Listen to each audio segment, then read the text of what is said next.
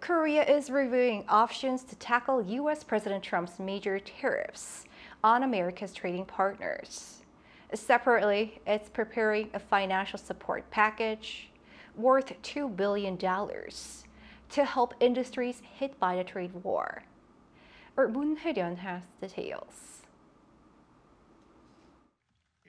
As the United States imposes a 25% reciprocal tariff on South Korean goods, Seoul is cautiously preparing its negotiation strategy, including plans to dispatch its top trade official to Washington.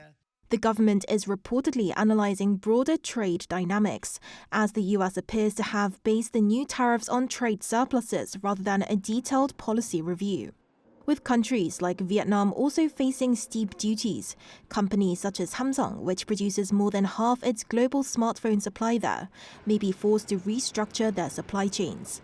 Seoul is closely watching how other major players, including Japan and the European Union, approach negotiations with Washington, all while seeking to reduce its trade surplus with the U.S. without undermining the foundations of its export-driven economy.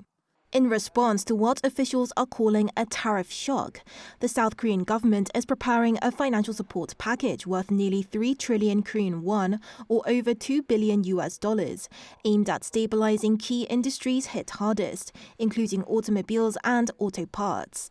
The package, expected to roll out within next week, will be delivered through state-run policy finance institutions such as the Korea Development Bank.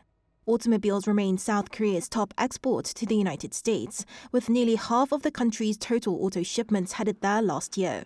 Auto parts exports to the U.S. also hit a record high, underscoring the critical role of these sectors in bilateral trade.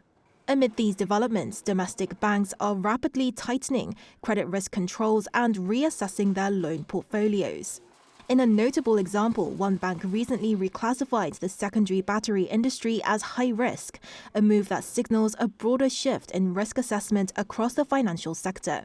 With U.S. tariff policies continuing to evolve and uncertainty deepening, South Korean authorities and financial institutions are bracing for prolonged economic turbulence. Moon Hye-ryeon, Arirang News.